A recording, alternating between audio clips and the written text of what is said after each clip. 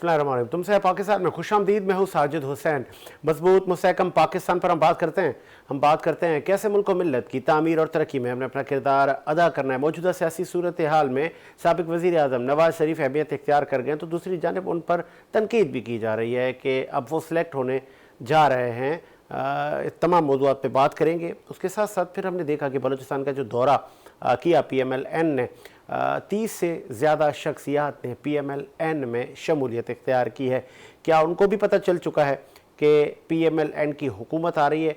अभी तो इलेक्शन में बहुत टाइम है, अभी से ही ये चौके छक्के लगाना आवाम ने शुरू कर दिया है। चमागोइयाँ हैं या कि वाकई अब राब्ते बहुत तेज़ हो चुके हैं आम आदमी से लेके पॉलिटिकल पार्टियों के और दीगर लोगों के, कि वो अभी से अंदाज़े लगा रहे। तमाम मौज़ूआत पे बात करेंगे। स्टूडियो हमारे साथ मौजूद हैं आप सीनियर जर्नलिस्ट हैं के द्वारा अपने मुल्क की सियासत सैयद सजाद से मौजूद के। बहुत शुक्रिया सर।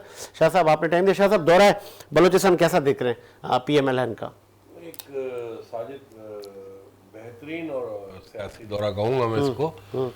और नवाज शरीफ जो है वो ज़ाहिर एक जलावतनी काट के और मुल्क में आए हैं बड़े अरसे के बाद, तो अब वो अपने सारे एफर्ट्स जो हैं वो पार्टी को दोबारा उस जगह खड़ा करने में लगा रहे हैं जो कि उनकी एक पोजीशन हुआ करती थी किसी दौर में। और तमाम ही हमने देखा कि कायदीन जो मुस्लिम लीग नून के हैं वो सभी इस तरफ जो है वो बड़ी मेहनत कर रहे हैं, कायद के साथ साथ है। और दौरा बलूचिस्तान में खूबी ये है कि मैं ये कहूँगा कि जिस तरह वो दिवाली के प्रोग्राम में कोयटा पहुँचे और वहाँ उन्होंने बाकायदा केक काटा और खुशियों में शरीक हुए अक़लियती लोगों की, हिंदू बरादरी की, तो ये तमाम चीज़ें जो पॉजिटिव कहलाती हैं। और जो शमूलियत की जहाँ तक आप बात कर रहे हैं, तो बहुत बड़ी तादाद है शमूलियत करने वालों की। फिगर जो है वो आप कम बता गए। और तमाम हैवी प्लेयर्स जो हैं वो उन्होंने बाकायदा तौर पे शमूलियत कराए हैं। और नवाज शरीफ जो हैं वो इस वक्त एक्टिव नज़र आ रहे हैं पूरी तरह। उसके बरक्स जो है वो बाकी सियासी पार्टियों में मैं देख रहा हूँ कि एक्टिविटी जो है वो पाकिस्तान पीपल्स पार्टी की सिंध तक महदूद है। कदावर जो है, कदावर सियासतदान कोई भी पंजाब से, KPK से, बलूचिस्तान से अब तक मैंने नहीं देखी कोई कामयाबी जरदारी साहब की उस तरफ आते हुए कि उनकी कोई वहाँ शमूलियतें हो रही हैं बड़े पैमाने पे। हाँ, इंटीरियर से इधर उधर से ज़रूर हम देख रहे हैं कि पाकिस्तान पीपल्स पार्टी सूबाई लेवल पे जो है वो सियासी एक्टिविटी का आगाज़ कर चुकी है, इलेक्शन की तैयारियां कर चुकी है। नून लीग जो है वो बड़ी तेज़ी से तमाम जगहों पे काम कर रही है। और आपने देखा होगा कि मानिका फैमिली के काफ़ी लोगों को मुस्लिम लीग नून ने टिकट दिया है, भी वो पुराने मुस्लिम लीगी, लेकिन ख़ास तौर पे ये बताया गया मीडिया, सोशल मीडिया को, कि ये इनको हमने दोबारा टिकट दिए। तो कुछ चीज़ें जो है वो अचानक तब्दीली वाली जो नज़र आनी चाहिए एक्टिविटी के अंदर, वो नज़र आ रही हैं। और अब देखना ये है कि लाहौर का मुकम्मल पंजाब, पूरा जनूबी पंजाब में कहूँगा, और ख़ास तौर पे जो है वो बड़ा शहर है लाहौर और पिंडी और दीगर जो जगहें आती हैं पंजाब में। पंजाब बहुत बड़ा सूबा है और बहुत बड़ी आबादी है। हमें अभी फ़िलहाल ये देखना है, इलेक्शन चूँकि अभी थोड़ा टाइम बाकी है इलेक्शन में, कि आया नवाज शरीफ और उनकी टीम जो है वो किस हद तक कामयाब होते हैं उसको कंट्रोल करने में। और ख़ास तौर पे KPK उनके लिए बहुत बड़ी एक चैलेंजिंग जगह इस वक्त बना हुआ है। वहाँ हमें देखना है कि क्या कायदाना सलाहियतें वहाँ दिखाई जाती हैं, क्या मामलात होते हैं। लिहाजा बाकी जो पार्टियां उनके साथ एलाई होंगी वो भी नज़र आ रहा है अगर गौर से ग्राउंड पर देखा जाए। मगर मैं ये समझ रहा हूँ कि साजिद इस वक्त ज़रूरत है कि वाकई में मतलब मुल्क की बेहतरी के लिए मिलजुल के सोचना चाहिए। और ये हकीकत है कि सियासतदानों से जो साबिका अदवार में गलतियां हुई हैं जिससे मुल्क और कौम को नुकसान पहुंचा, मैं खाली मुल्क की बात नहीं कर रहा, मुल्क तो हमारी जान है, मुल्क को तो नुकसान हुआ ही हुआ, मुल्क तो नाकाबिल तलाफी नुकसानों से गुजर गया। लेकिन ये जो सियासतदान होते हैं इनके पीछे बड़े लोग जो है वो रिलायबल होते हैं, बड़े लोग डिपेंड कर रहे होते हैं। सादा लोग आवाम है इस मुल्क की, गरीब आवाम है, बड़ा डिपेंड कर रहे होते हैं। अब मैं कहता हूँ कि वो वक्त आ गया है कि ये लोग मिल के तमाम सियासतदान अपना किबला दुरुस्त करें, पॉजिटिव मेहनत करें, पॉजिटिव सियासत करें और आवाम तक वो चीज़ें पहुंचनी चाहिए जो आवाम का हक है। और सियासत में भी वो पॉजिटिव चीजें होनी चाहिए कि इदारों का तकरार ना हो। मेन चीज जो है, देखें, आइन में तरामीम होती है, असेंबली एक फ्लोर है, ठीक है, वहां जाके आप उसके अंदर जो है वो रेजोल्यूशन पास करा लेते हैं, अमेंडमेंट करा लेते हैं, लेकिन हर आने वाला जो है वो उसके अंदर मजीद नई तब्दीली करके अपनी मर्जी करता है। तो उसको एक मुस्तनद कानून के तहत जो है बनाना चाहिए, और आइन के अंदर जो पॉजिटिव तरामीम है वो भी करनी चाहिए कि जमहूरियत का जो है सिलसिला जारी रहे। जमहूरियत पे खुशनसीबी है कि कतकन लगाने वाला कोई नहीं है। जमहूरियत को चलाने वाले अगर अपना क़िबला दुरुस्त करते हैं और रियासत अच्छी बनाते हैं, जिससे मुल्क मजबूत होता है, मईशत मजबूत होती है, आवाम मजबूत होती है, आवाम के मसाइल हल होते हैं। देखें, आवाम के अंदर मुल्क जिस तरह ये आवाम के अंदर, मैं 1 मिनट आपका टाइम ज्यादा ले लूंगा, थोड़ा सा मैसेज बड़ा कीमती है, कि आवाम के अंदर जिस तरह ये सियासी लीडर्स अपनी मोहब्बत जगा देते हैं और उनकी मोहब्बत में वो रेड लाइन भी क्रॉस करने को तैयार हो जाते हैं, तो उसी आवाम, सादा लो आवाम को, जो वाकई सादा लो आवाम है इस पाकिस्तान की, उसको ये साथ साथ तरगीब दें कि इदारों की इज्जत क्या होती है, मुल्क और कौम का बेहतर मफाद क्या होता है, मुल्क की सलामती के लिए क्या चीजें होती हैं। अगर ये अपनी स्पीचेस में ये चीजें शामिल करेंगे तो आवाम रोशन ख्याल होगी, यूथ को फायदा पहुंचेगा। ये तमाम चीजें जिम्मेदारी बनती हैं एक अच्छे सियासतदान की कि वो अपने वतन की मोहब्बत भी आवाम में उसी तरह डाले जिस तरह वो अपनी मोहब्बत डाल रहा है, अपनी पार्टी की मोहब्बत डाल रहा है। अपने झंडे के साथ एक झंडा पाकिस्तान का भी दे दो हाथ में, कुछ नहीं बिगड़ेगा। लेकिन जो वहां खड़ा है, जो आपका शहरी है, जो आपका वोटर है, जो आपका कारकुन है, उसको कम से कम ये एहसास होगा कि ये मेरा मुल्क है और ये मैं सियासी पार्टी के साथ खड़ा हूं। उसको मुल्क की अहमियत समझाई जाएगी तो वो समझेगा। मरियम बीबी ने जलसे में लाहौर मीनार पाकिस्तान में मोबाइल निकलवा लिए, सही, कि लाइटें जला के इजहार करें। ठीक है, वो उनकी एक स्ट्रेटेजी थी पास्ट में, और भी लोगों ने किया, ऐसे ही किया। लेकिन इसी की जगह ये भी कहा जा सकता है कि आप लोग आ रहे हैं तो एक एक पाकिस्तान का झंडा ले जाए, लेकिन और वापसी में उसको इंतहाई अकीदत के साथ लपेट के, ये नहीं कि फेंक दिया, बेहुरमती हो गई, तकद्दुस पामाल हो गया, ये नहीं होना चाहिए तरीके से। ये थोड़ी सी अगर तब्दीली आएगी तो मुल्क और कौम एक जगह खड़े हो जाएंगे और इदारे एक जगह खड़े हो जाएंगे। इज्जत किसी की पामाल नहीं होगी, तकद्दुस किसी का पामाल नहीं होगा। ये चीजें एक लीडर ही आवाम में उतार सकता है, एक लीडर ही जहन बना सकता है, और ये मैं समझता हूं कि फर्ज में शामिल करना चाहिए तमाम सियासी क़यादतों को। बहुत लोगों को दिख रहा है और तज़किये दे रहे हैं और तनकीद कर रहे हैं कि नवाज शरीफ साहब, आप दूसरों को कहते थे सिलेक्टेड हैं और अब आप खुद सिलेक्ट हो गए हैं या होने जा रहे हैं, इसमें कितनी सदाकत है? ये मैं समझता हूं कि देखें, मैं पहले आपको कराची की मिसाल दूंगा। मैं एक बयान सुन रहा था शाहिदुल मेमन साहब का, एक बयान सुन रहा था कादिर पटेल साहब का। तो देखिए, खाली मैदान होता है ना, घोड़े का किसी से मुकाबला ही नहीं, तो अकेला खूब दौड़ रहा है। अब जमात इस्लामी मैदान में उतरी थी, आपको याद होगा, बल्दियाती इंतखाबात में तकलीफ दे बन गई। अगर एमक्यूएम अपनी पुरानी साख पे एमक्यूएम पाकिस्तान खड़ी होती तो मैं नहीं समझता हूं कि पीपल्स पार्टी को कराची में ग्राउंड मिलता। अभी ग्राउंड मिला हुआ है, वो जमातें श्रिंक हो गई हैं, काफी सारी श्रिंक होने के बाद वो बड़ी जमातों से अलाई होने जा रही हैं। उनसे दरखास्त करेंगे हम साथ मिलके चलेंगे, ठीक है। अगर उनकी अपनी स्ट्रेंथ होती तो पीपल्स पार्टी का जीना मुश्किल हो जाता। अभी चूंकि आप देख रहे हैं कि जवाल में है पाकिस्तान तहरीक इंसाफ, जो है वो जवाल में है, और वो कारकुनान सारे डिसबैलेंस हुए हैं, मेंटली अपसेट हुए हैं, उनकी क़यादत जो है वो जेलों में है, और वो 9 मई का वाक़या इस हद तक असरअंदाज हुआ है कि उसको कोई फरामोश नहीं कर पा रहा। तो फिर पीपल्स पार्टी के कुछ वज़रा कह रहे हैं कि पीटीआई को लेवल प्लेइंग फील्ड दी जाए। देखें, मैं उसी तरफ आ रहा हूं कि अब आप मुझे ये बताइए कि अगर मैं कोई गलती कर गया हूं और मैं अपने वालिद से जाके माजरत नहीं करता और वालिद को मैं मजीद आंखें दिखाता हूं, अल्लाह ताला इस चीज से महफूज रखे, तो वो मुझसे बड़ा निकम्मा और नाअहल कोई भी नहीं है। देखिए, कोई मामला हो गया, उसको रियलाइज करें, उस पर पेशेमानी करके दोबारा से शामिल हो जाए दौड़ में। लेकिन हमने ये चीजें जो नहीं देखी, जो नहा धो के आ रहे हैं, जो नहा धो के बैठते हैं टोपी पहन के, वो बाकायदा अपनी लीडरशिप पे इल्जाम तराशी करते हैं, वो और कत्ते चट्टे खोलना शुरू हो जाते हैं, बजाय इसके कि पहली बात तो माजरत करके दोबारा सियासी उसका हिस्सा बने। अब इस्तेकाम पाकिस्तान पार्टी जो है वो किस चीज का बेनिफिट ले रही है? लूज बॉल्स का, जो पीटीआई ने खेली थी। नवाज शरीफ किस चीज का बेनिफिट लें? आप कह रहे हैं कि कबल वक्त सिलेक्शन हो गई, उनके मुकाबले पे है कौन मुझे बता दीजिए पूरे पंजाब में, केपीके में। अगर इसी तरह पीटीआई का सवाल चलता रहता है तो वोटर भी घरों से नहीं निकलेगा। आपने 12 तारीख जो गुजर गई उसमें कराची में देख लिया कि जलसे के मामला नहीं हो सके।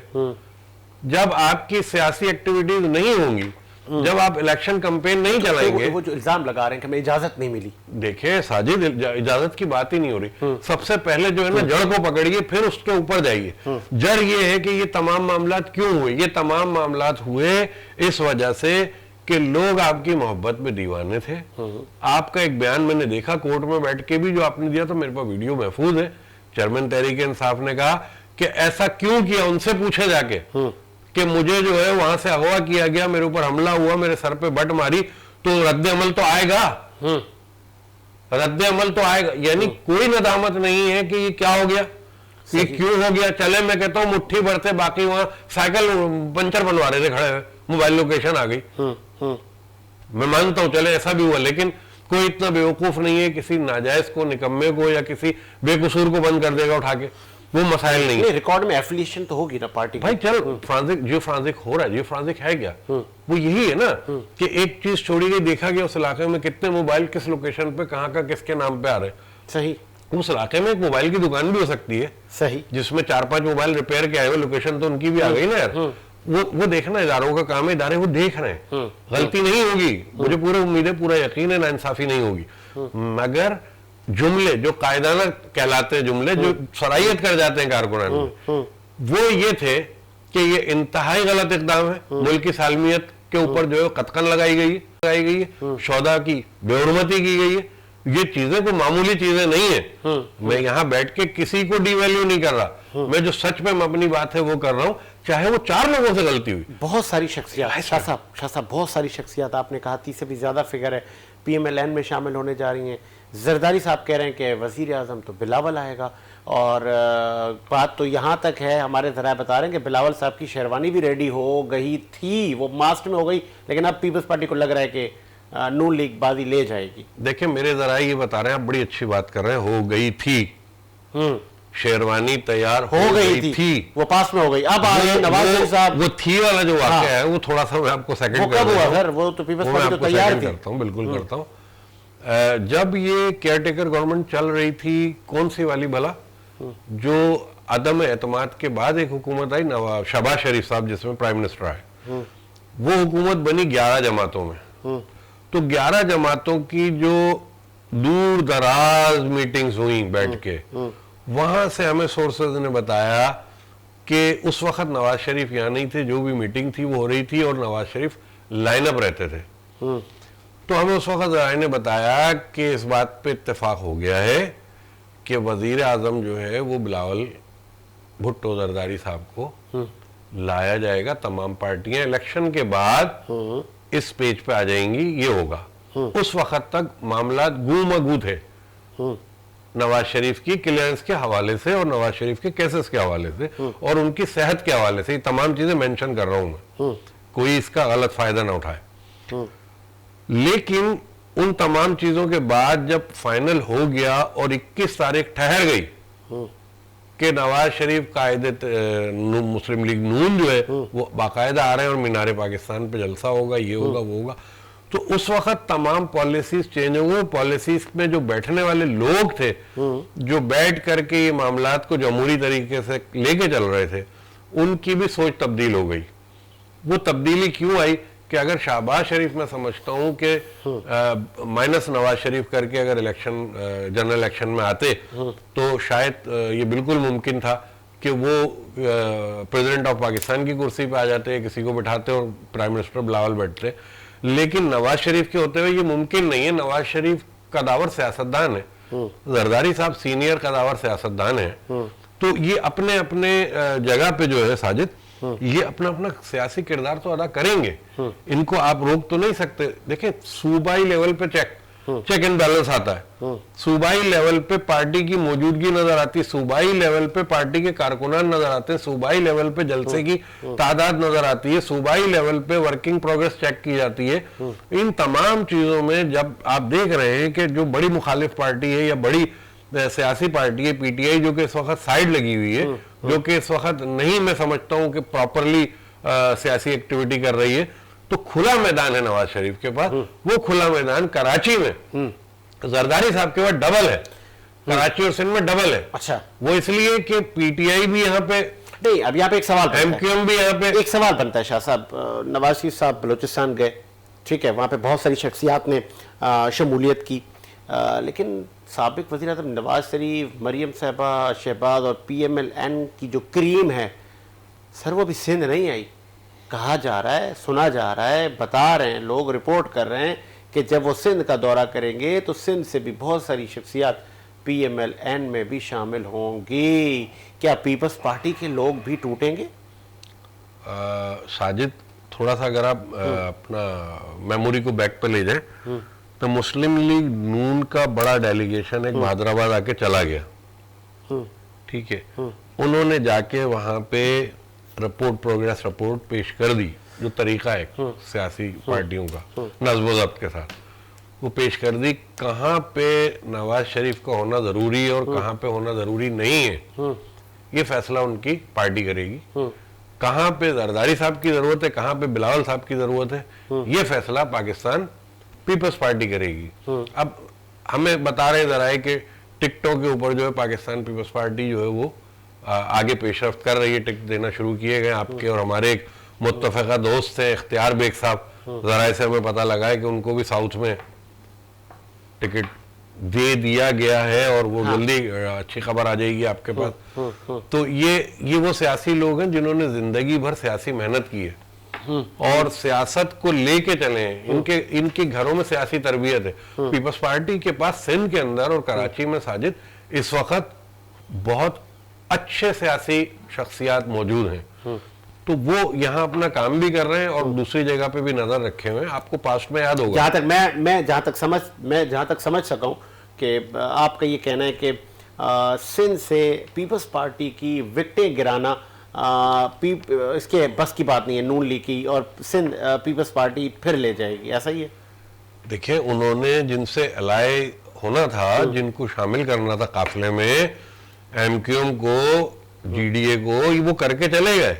कराची से अगर फजलुर रहमान, JUI और जमात इस्लामी, JUI का कहना मैं कबल वक्त समझता हूँ, अगर जमात इस्लामी ने लाए हो गई नून लीग के साथ, तो फिर नवाज शरीफ का यहाँ आना बनता है, वो आएंगे। और इस अलायंस की सूरत में पाकिस्तान पीपल्स पार्टी को कम अज कम कराची, हैदराबाद से नुकसान उठाना पड़ेगा, ये बात तय है। इससे पहले नवाज शरीफ कराची का विजिट फिलहाल सियासी दौरों में आखिरी मरहले पे करें तो करें, फिलहाल मैं नहीं समझता कि वो करेंगे। फिलहाल आपको नजर आता है कि चेयरमैन PTI को स्पेस मिलेगा और चेयरमैन PTI जेल से लड़कर क्या इलेक्शन लड़ेंगे? माजी में बहुत सारे लोगों ने जेल से भी इलेक्शन लड़ा है और जीता भी है। क्या चेयरमैन PTI जेल से इलेक्शन लड़ेंगे या कि वो तोशा खाना स्कैंडल या अल कादिर ट्रस्ट या किसी केस में नाअहल हो जाएंगे? साजिद, देखें, अदलिया के मामलात, नैब के मामलात, नैब कोर्ट्स के मामलात, मुअज़्ज़ज़ अदलिया के मामलात, इसमें कभी भी मैं कबल बस कोई बात करता ही नहीं हूँ। ये मेरा जो एक कैरियर है पूरा सहाफ़त का, मुझे इस चीज़ की इजाज़त नहीं देता, जो कुछ मैंने सीखा है तालिब इल्म, कि वो फैसले जो हमारे रियासती इदारे कर रहे हैं या हमारे मुल्क के इदारे कर रहे हैं, आला अदलिया कर रही है, उनको करने दो, वो सही सिमत में जाएंगे तो पता चल जाएगा। लेकिन आपने जो मुझसे सवाल किया उसका मेरी जात से जो जवाब है वो मैं आपको बड़ा क्लियर दे रहा हूं और क्रिस्टल क्लियर दे रहा हूं। PTI पे कोई रोक टोक नहीं होगी इलेक्शन में। PTI इलेक्शन लड़ेगी, टिकट्स भी मिलेंगे, टिकट होल्डर्स मैदान में भी उतरेंगे, सब कुछ होगा। लेकिन चेयरमैन PTI ना इलेक्शन लड़ सकते हैं, ना इलेक्शन से कबल वो आपको कैंपेन में नजर आ सकते हैं, और ना मुझे वो इतने आराम से रिलीज होते नजर आ रहे, बल्कि उनकी मुश्किलात में मैं उनके साथ साथ दीगर लोगों की मुश्किलात में मैं इजाफा देख रहा हूँ। और मैं ये भी देख रहा हूँ, यहाँ पे आपको आज बता दूं कि कोई चीज रिकॉर्ड पे शायद रह जाएगी, मेरे अपने सोर्सेज हैं, अपने जराए हैं, मैं अपनी बात कर रहा हूँ, जाती बात कर रहा हूँ, कि PTI मुस्तकिल रोज ब रोज लोग उनको छोड़ के जा रहे हैं, नुकसान उठा रही है, और कुछ मेरे सोर्सेज बता रहे हैं कि बड़े नुकसानात का सामना भी होने वाला है। बड़े खास लोग भी पीटीआई से रास्ते जुदा करने वाले हैं और अनकरीब वो भी जुदा करेंगे। ये एक तवील सिलसिला है जो काफी अरसे से शुरू हुआ और आप देख रहे होंगे रुकने का नाम नहीं ले रहा, रुकने का नाम नहीं ले रहा। कहां पर रुकेगा? तो ये साहब अंदर हैं अभी तक। मैं आपसे अर्ज कर रहा हूं कि ये सिलसिले अभी बहुत कुछ दिखाएंगे और मैं कहता हूं कि ये जो एक बात होती है कि जी हमारा ग्राउंड पे वोट बैंक है। देखिए, मैं जानता हूं शाह महमूद कुरैशी एक सीनियर कदावर सियासतदान है। वो जब अपने हल्के में जाते हैं उनके मुरीदेन की तादाद इतनी बड़ी है कि उनको अपने हल्के से वोट लेना कोई मुश्किल बात नहीं है। शेख रशीद को अपने हल्के से वोट लेना आज भी कोई मुश्किल बात नहीं है। 73 साल उम्र हो गई उनकी, लेकिन सियासी तजर्बा भी काफी वसी है उनका।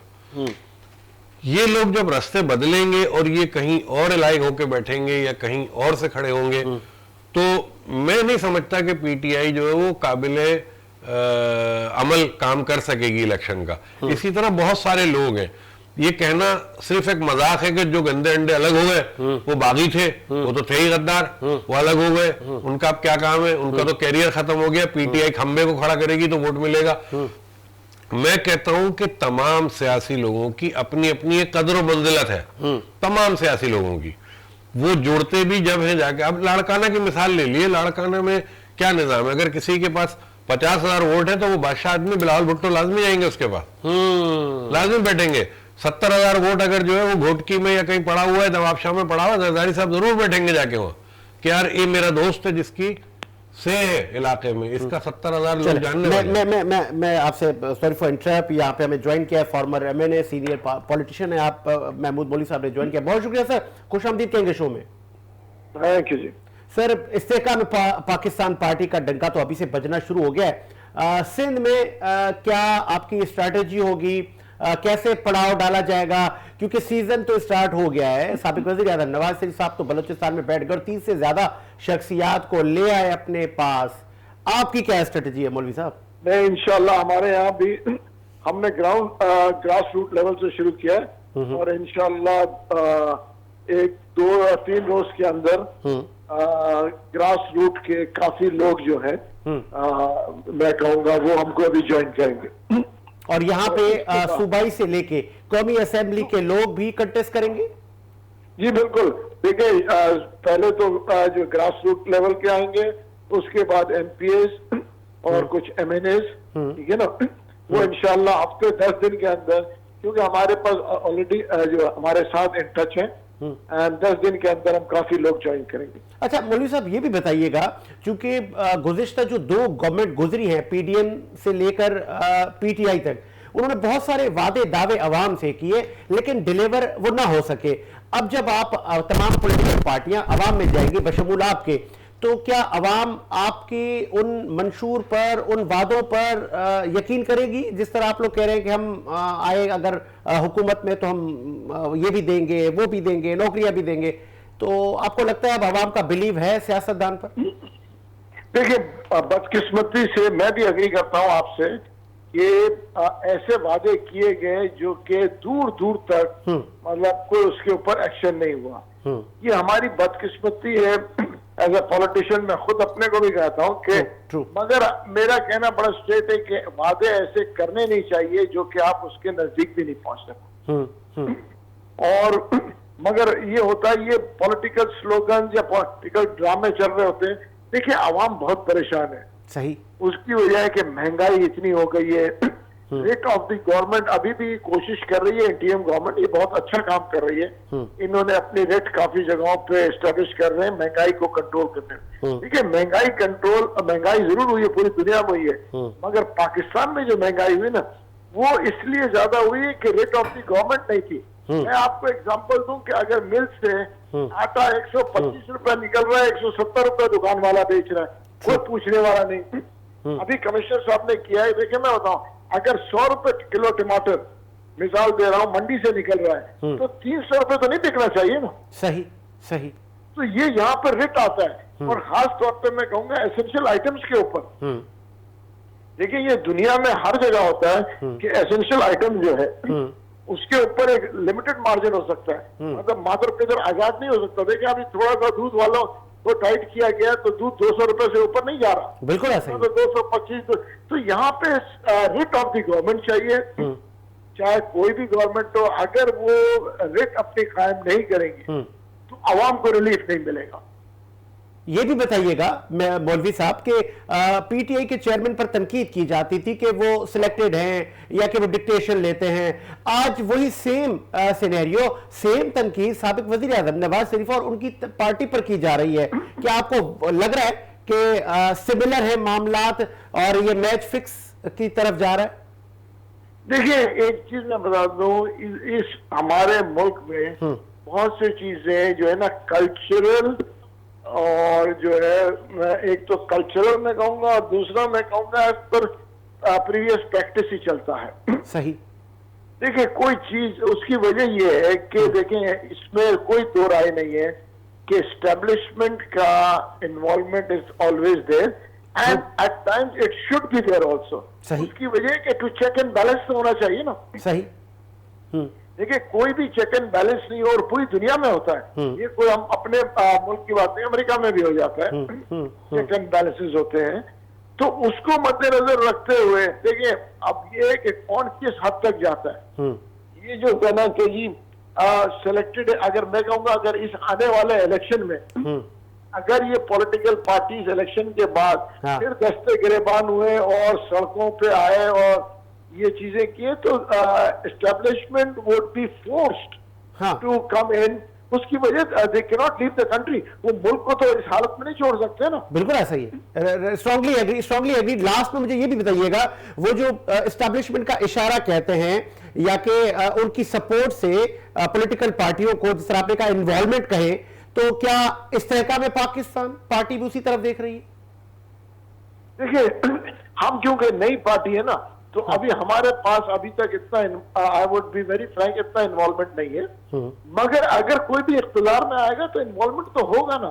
नहीं। देखिए, चेक, मेरा कहना यह है कि इन्वॉल्वमेंट उसी वक्त होगा जब इख्तियार में, हम तो इख्तियार से, देखिए नई पार्टी है, हमने लॉन्च किया and we been very successful Punjab में। तो फिर मैं सॉरी फॉर इंटरप्ट, जिस तरह अली गौहर खान साहब के लिए पूरी पीपल्स पार्टी की क़यादत घोटकी चली गई, फिर पीएमएलएन की पूरी पार्टी बलूचिस्तान में घूम रही है, डिफरेंट जो स्टेक होल्डर्स हैं, आपका पड़ाव सिंध में कहां कहां होगा? क्योंकि आम आदमी के पास तो अब पार्टियां नहीं जा रही, जो फॉर्मर एमएनए एमपीएस हैं उनके पास जा रही है, पता है भाई ये फिर जीत के आएगा। नहीं, देखिए, हम तो हम जो है ग्रास रूट से शुरू कर रहे हैं और आप देखेंगे इंशाल्लाह। देखिए, ग्रास रूट से अगर आप लोगों को नहीं लेंगे, you have to start with counsellors हो, यूसी मेंबर्स हो, ये देखिए ना, यहाँ से ग्रास रूट से आपको सबको लेके चलना पड़ेगा। देखिए, और स्पेशली शहरों के अंदर, देखिए देहातों में तो चले आप इलेक्टेबल्स कर सकते हैं, मगर शहर में तो you have to go through the grass root level. Last में एक मासूमाना सवाल, मैं आपकी मौजूदगी का फायदा उठाते हुए, पीटीआई की सियासत, चेयरमैन पीटीआई की बात कर रहा हूं मैं, उसकी सियासत को आप फ्यूचर में देख रहे हैं? इलेक्शन करीब हैं, उनके शिकवे अभी तक बढ़ रहे हैं कि हमें जलसे भी नहीं करने दिए जा रहे हैं, हमारे से बड़ा लेवल प्लेइंग फील्ड मांग रहे हैं। अब वो पीपल्स पार्टी के कुछ वज़रा की स्टेटमेंट जरूर आई, लेकिन वो दब गई। देखिए, एक चीज आपको बता दूं, आने वाले 5 साल आराम करना पड़ेगा। ओके, वजह हिस्ट्री जो है यही बताती है।